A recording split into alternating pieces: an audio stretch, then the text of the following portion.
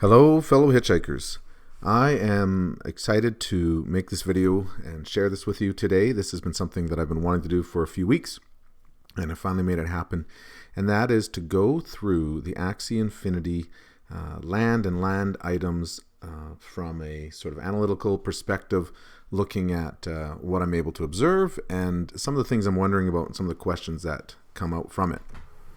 So you can't actually buy these chests anymore. They're no longer for sale. They're all sold out. Boy, I wish I had come along a little bit earlier. I joined back in October when I started playing Axie, and I felt late to the game then, and seeing how much it's grown, I see that I'm not late. I'm still early. But anyways, so what I did is I took a look at the original prices and items. So there was the Savannah chest at 0.5 ETH, and you got 2 rares and 8 commons. And there was the forest chest with 10 rare items and a plot of forest. And then the Arctic that had 2 epic, 3 rare, and 5 commons. This is actually the only way that you got any of the epic directly.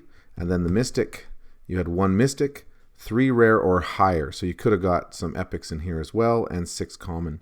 And I took that information and made a little bit of a spreadsheet. So with that, I was able to come up with some linear formulas just to kind of equate things. You can see that there's 2 rare and 8 common in the Savannah. And that's what they gave you. And that in the forest, they gave you 10 rare. So in terms of number of items, this is the equation that it would work. But then, of course, it's 3 times as more expensive to get a forest than a Savannah. So instead of it being 10R, I said 30R, and then I can solve it down. And what I end up figuring out is that according to this ratio and kind of values, 6 commons is the same as 1 rare in terms of a value. So you might, if you had a common item, you should be multiplying it by 6 in order to get the rare item. Likewise, you can kind of solve it down and see that 13 rares is the same as an epic, and 5 epics is the same as a mystic.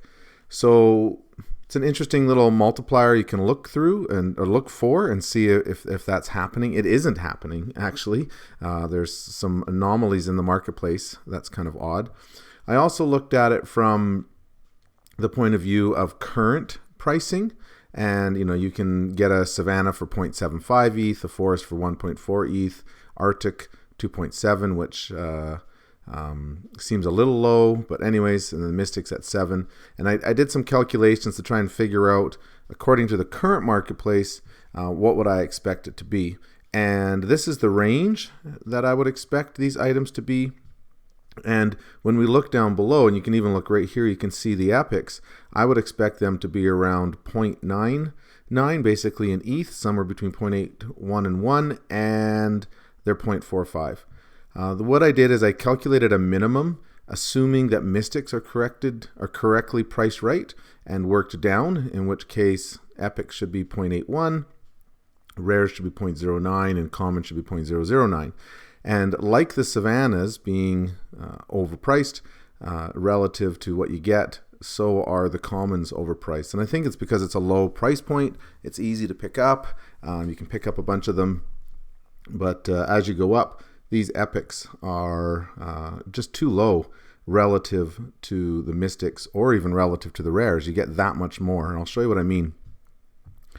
Let's take a look at, say, the Ruin and Mossy Ruin in Forest. They right now are bang on. They weren't yesterday. When I was setting this all up last night, the prices were all different. Like there's a lot of activity, or people are repricing or something. But anyways, here's a Ruin. It does 3% increase in defensive abilities, any Axie if they're on forest land. And if you go over to the corresponding rare, Mossy Ruin, it does 10%. So for the ability, you would expect it to be just over 3 times more, and it is. 0.015 times 3, 0.045. And so that one works out nice. It is 3 times more. However, when you compare it to the same corresponding defense abilities, say in the Savannah or in the Arctic, and I imagine when you're battling, you're not just going to be on your own plot, you're going to be heading out and battling So you might want to have, the Jolly Shield, the Mossy Ruin, and the Icy Flowers, and that would give you, a 10% increase in defense abilities on all your Axies as you headed out onto these various terrains. And you can see that the Jolly Shield is 0.047, Mossy Ruin 0.045, 0.049. Those are similarly priced, but this Ruin here is low. But if I increase that to 0.21, then I would expect all of these rares to actually be sitting around 0.06, 0.06. So it seems that these are too low, or these commons are too high. And considering the fact that we're still trying to find our price point, we don't know the full utility on all of these, we don't know how the gameplay is going to work, I suspect the prices are, these base prices are not going to go down by much. Though, as people sit and wait and try and sell these, there may be some deals to be found. In making the spreadsheet, I did find a couple that were way off. Let's take a look at this Tribal Spear. This is an odd one here. It's at 0.11. The Roped Spear was at 0.053. Let's double check this. Tribal Spear, Roped Spear. So when I'm on here, I can see that the Roped Spear is 0.05. And that kind of makes sense. 0.05, it's a rare. It's in line with the other ones, 0.09, 0.035. This seems like way too low for the Wind Idol. I'll double check that and see if it's still that low. But 0.05 makes sense. It's in line with what all the other rares are that increase the abilities on all Axies. But take a look at this common Tribal Spear. Why are the common Tribal Spears double the current Roped, the rare? So right now we have here the common is double what the rare would be. So either these rares are way too low and we need to more than double those, because doubling would simply make them the same price. We'd have to double them and then multiply them by 6 or something like that to get the true corresponding ratio, or these are too high. I think when I look at the entire marketplace, these are way too high. So don't buy the Tribal Spear. But let's take a look at this Wind Idol. When I compare it to the corresponding ones along here, I would expect the Wind Idol to be at least 0.05. And look at that. Now they're 0.0487. So either somebody bought a couple last night or some people readjusted their pricing. 0.0487. 0.0487. I'll update my spreadsheet. Still not 3 times. And you have to remember, I'm only coming up with this 3 times because it's 3 times more in ability, not actually in terms of the original, which is where a rare was 6 times more the cost. So this is just looking at it from an ability perspective.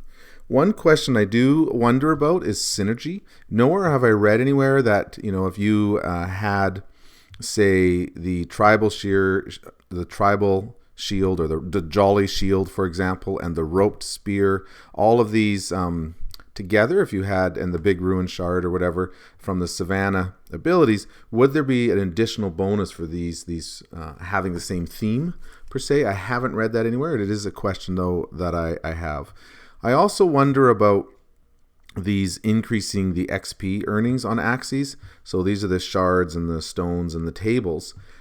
Right now, when you play PvE, you get to a maximum level and you don't really need the XP anymore. Or at least I don't think you need it anymore. So will there be some way to trade XP in, or will we, if you get hurt or damaged or lose a battle, do you lose some EXP, some experience? Because otherwise what would happen is I would, want one of these and then eventually not need it anymore because I've maxed my levels out. Unless I guess I'm changing my teams or Axies. Either way, I'm not too, if I was to pick one, this is not one I would pick. I would rather just grind a little harder and get my XP up a little bit later than everywhere else. Unless there is a time-sensitive reason to do that. Now, this is something that I think everyone should be focusing on getting. And I think the pricing is even still quite low on what this gives you. and that is the item dropping. If you were able to play in the land demo that came out there for a little bit, and you remember we were battling those Chimera and we were trying to get them to drop that leather, and most people weren't getting the leather, and it was a limited item. There was no other way to get it other than the drops, and you wanted it, and it was a lot of work to get it. I suspect that these drop items will be well worth having, and that they'll give their return.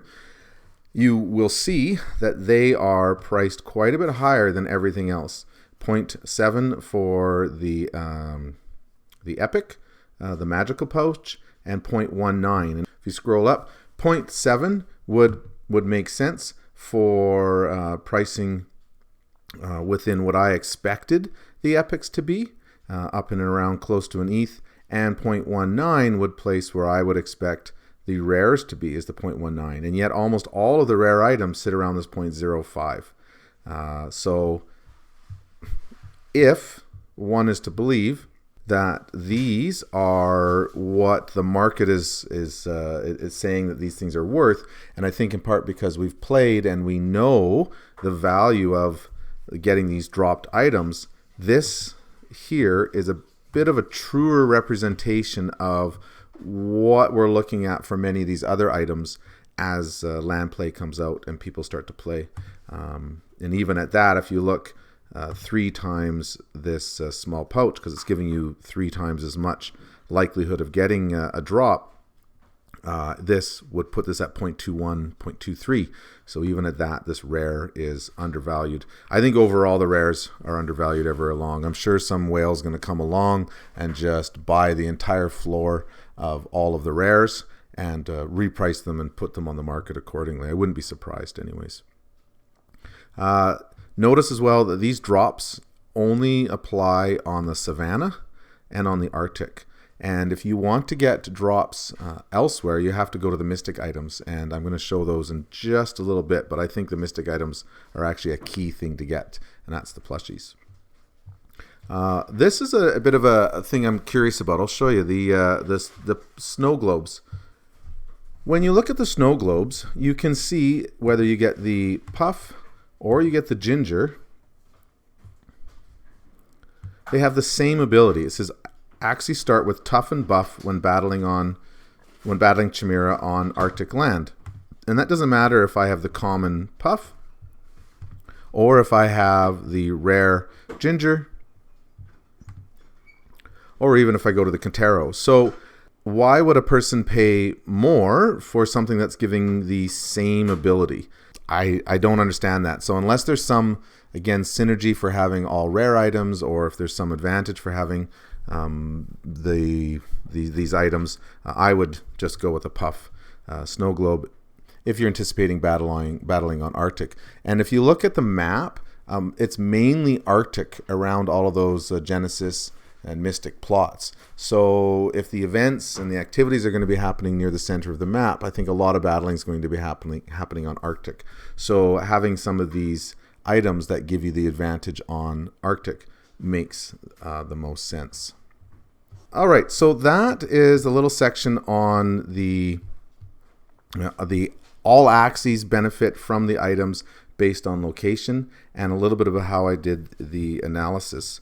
There are some key special abilities that I think every landowner, or every player actually, is going to want. If you remember the gameplay as well, the other thing that came up was the all that clicking, so much clicking. Anyways, they're going to probably change that. We won't have to do all that clicking, or maybe we can get them auto harvesting or something like that.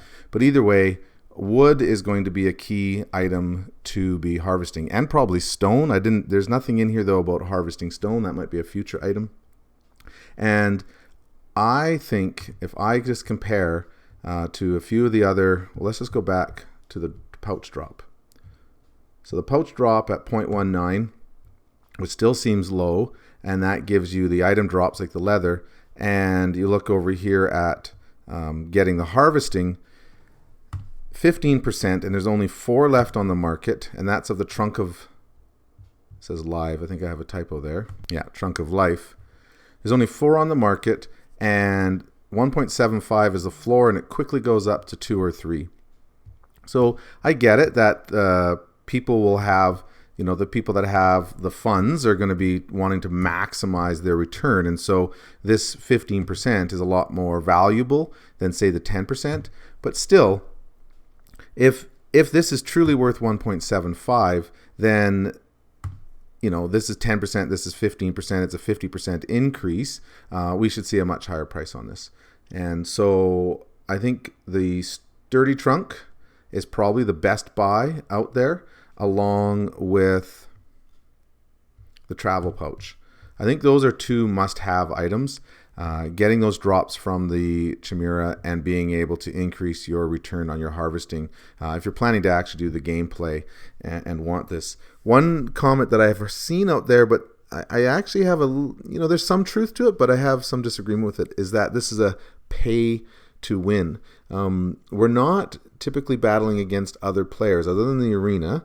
In the PvE environment, sure, if you pay and buy some of these items, you'll have advantages in terms of the return on your time, but it doesn't necessarily make you get an advantage against other players, because those other players are building their bases, or they're doing their battles, and it's kind of like you're doing your own personal best. So if you want to compound your return, you can pick up these items, but I don't think you have to have them. But if you're going to pick 2 items, these are the 2 that I think currently are going to go up quite a bit in value, and will be something that'll be harder to pick up later on as more and more people start to harvest the wood and battle the Chimera and try and get leather or whatever other items that we're chasing. Yeah, and I have a little note here that these, if we look at the Savannah price and we compare to that original pricing, these should all be 9 times higher, which would put the magical pouch at around 1.8, 1.9. And lo and behold, that would line up with this here. This one here should be around 0.72, 0.7, same as down here, 0.7. So I think, these have lots of room to go up, and quite likely will, as people start to realize that these are items that'll make their play easier. Another one I'm quite curious about or intrigued about is this idea of a magic shield, and that's these when you're battling plant and or when you are a plant or a reptile, and if you have, say, green oranges, you'll get 2 magic shields, or if you're a bird or aquatic, you'll get 2 magic shields if you have the juicy grapes. I don't know what these magic shields are. I think that'll be something, sounds great, something that's kind of fun. And again, I think there's a sweet spot here in the rare category. If you take a look, it's 0.02 for the green oranges, whereas the strawberries are 0.228, so 10 times the price. And I actually see that in a lot of these pricings. The epic is 10 times the price of the rare. And that makes sense in terms of the ratio. At first I thought, 13 rare would be an epic, but then I would also expect 6 times the commons to be the rare, and I don't see that often. They are not 6 times. So, are the commons overpriced? Are the rares underpriced? This is the thing to take a look at. Stealth. This one I highlighted as well. I think a lot of these new special abilities that are potentially available, because we haven't played, we don't have a full sense of what their value is. But if I look at this, Axies increase their stealth with these toadstools, 0.02, and you get a 10% increase. I think magic shields, harvesting, stealth, these are new abilities. People are going to be interested in it and are probably going to want to have them. So again, I would expect this to be sitting more up and around the 0.1 or 0.4, and this should be around the 0.7. So pricing is off on the rare items. The epics seem pretty close to correct in many places. Alrighty, let's take a look at the criticals. And I've done a ton of calculating and reading and trying to figure this out. So when we look at getting criticals against the Chimera, the one that jumps out to me the most is the Icy Jack. The Icy Jack has kind of a sweet spot. where like it does any Chimera. It gives you only a 3% increase, which isn't very much, but it also still doesn't cost very much. Otherwise, we're looking just at being able to buy the Arctic Bonsai, which gives you a 10% critical against Chimera using the bug abilities. I'm assuming that means bug cards. So if you're playing a bug card, you can get a 10% increase, but that doesn't help you with all the other cards. And but do notice that it's 10% as opposed to 3. And against the plant, we have this Cactus. Now, this is where a person starts to compare to the Mystic items. And when I take a look at the Mystics, there are 3 different statues. I'll show you them. They're quite cool.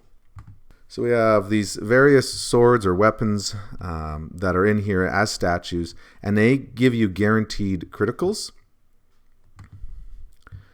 and against certain Chimera. So the statue of Forseti gives you a guaranteed critical against plants. So you're pretty much doubling all of your attack against plants. However, you'd have to have one of these if you wanted to be able to battle any of the Chimera. And one thing that's really odd is that there are 2 statues that work on Reptile, both this Nagling and this Calabolg. I don't know how to pronounce those. They both are on Reptile, and Bug is missing from the Mystic weapons. So does that mean that this Bonsai series, that they are kind of like a Mystic, or is there a typo? Should one of these 2 be Bug, and they ended up with 2 Reptiles? It's possible. Would they correct that and make it a Bug? But people have purchased it. You know, they've made their team. They've got battle areas. They've got plans. I don't know. And the other thing that's odd is all of these are 1.4 or 1.5, except for this one here. And there are usually 7 or 8 on the market, and this one has 11. So it looks like this statue of Calabolg, this one here, is out of line with all the rest of them.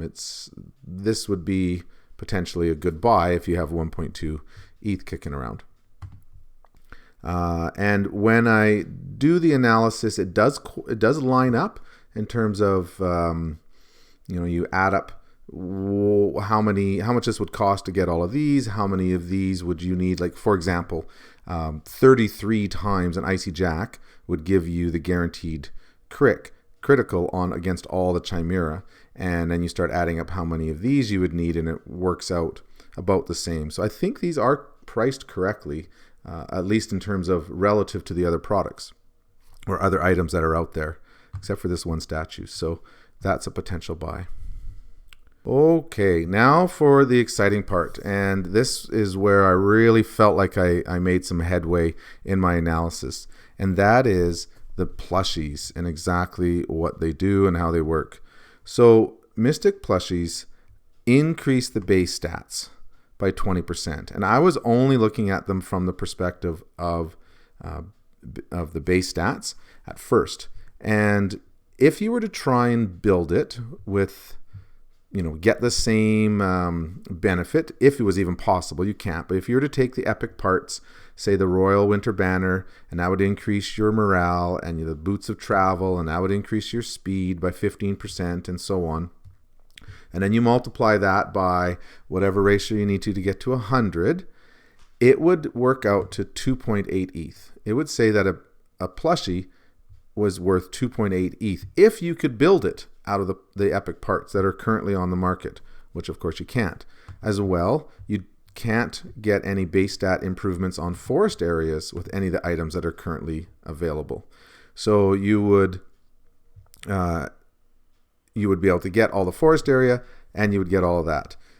Then, if you look at the 20% bonus of the drops, birds, bugs, reptiles, and bird, bug, reptiles, they give you a 20% increase in drop rate, or aquatic beast and plant give you the 10% travel. This would work out to 2.8 ETH.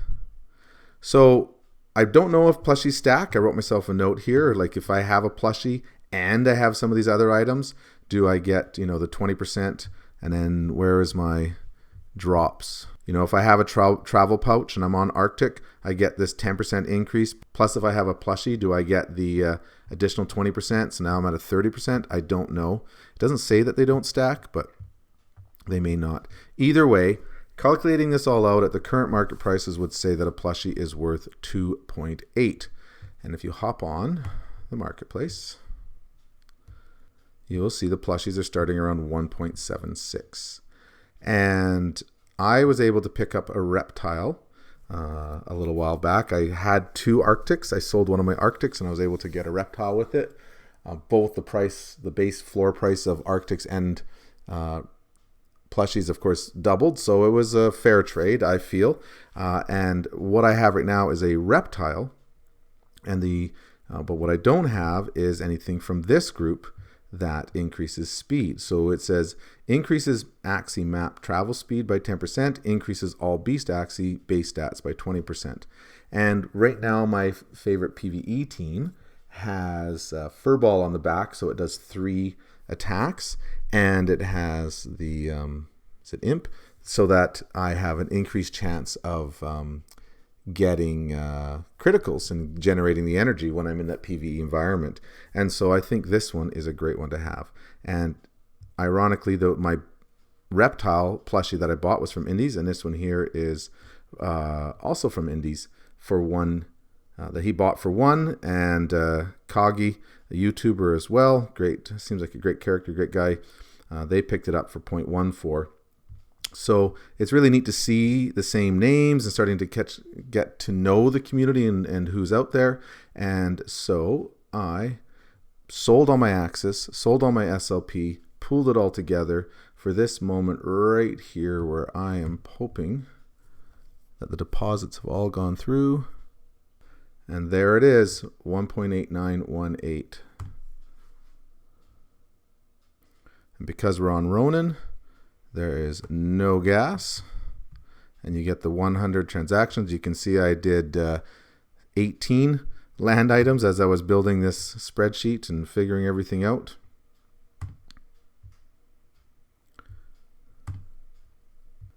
I bought some doubles of some things because I'm hoping to give them to my son, and so we can play Axie at the same time. So there's my reptile plushie, and there it is. Mr. Beast, so excited. Thank you, Indies.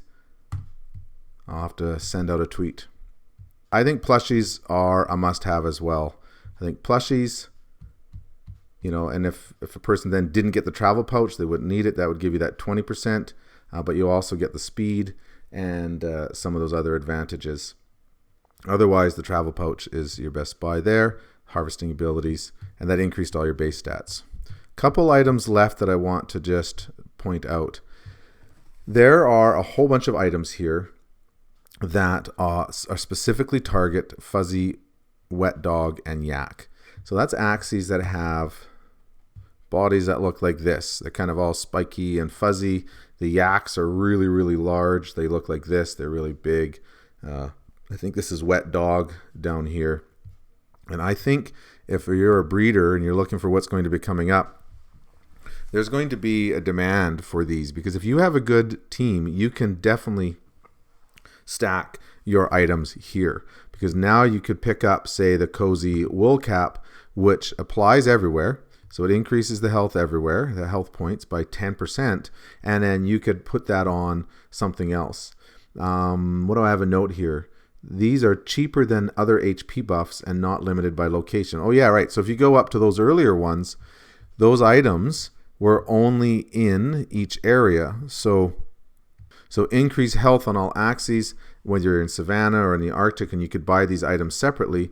Or if you just simply have a fuzzy or a wet dog or a yak with a cozy wool cap, you get that 10% everywhere that Axie goes. So this is a lot cheaper than trying to buy all those other 3 items, and you get that same benefit. So designing your teams to be these body styles will make it so you need less items. And if there's a maximum number of items that are available on a lot or a plot, then again, you're going to want to have some density. So I think these body styles are going to definitely be in demand.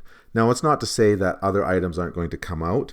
We've already had the Aave altar come out. We've had that coin gecko. You can find it in the marketplace there as well. So there'll be partnerships, I think, that happen more and more with other groups that will create special items for land, and will apply and help offset some of these empty spots. But either way, if you have some of these Axies, I wouldn't sell them just yet until after land comes out to see how it goes. The reptiles don't have as much as some of the other ones. They seem to be a little bit low. You can only get items that will increase their defense or their health points. They do have a morale booster, just this one single item, which is the coin gecko, and sponsorship item at 0.38. So it's priced a little bit high from what I would expect. But, well, no, I shouldn't say that. It's pretty much priced bang on compared to everything else that's up here.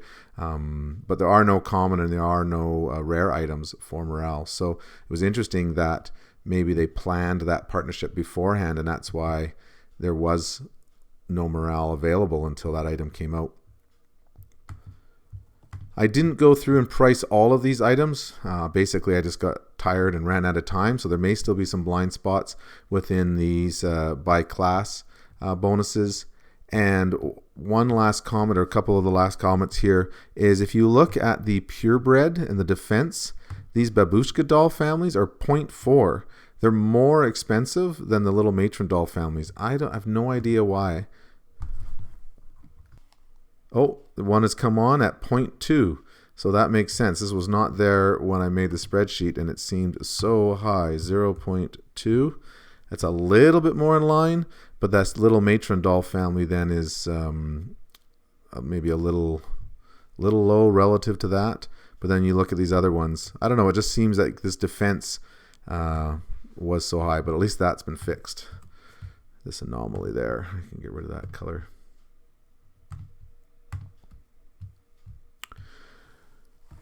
So that's the majority of the items organized by how they affect either all Axies in certain areas or certain Axies in any area, or special abilities. I'm curious about these. This is damage to plant Chimera. So specifically to the plant Chimera, if you have a used axe, you'll get a 15% increase to the damage.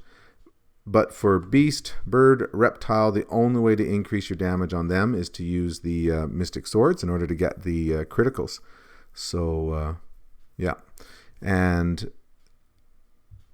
a little bit of a low price here with this one when you're attacking with plant abilities. So if you're using some plant cards, another area that you can have this bonus is that you can get 3 health points every time you play a plant card. And this is priced a little bit low to the other items.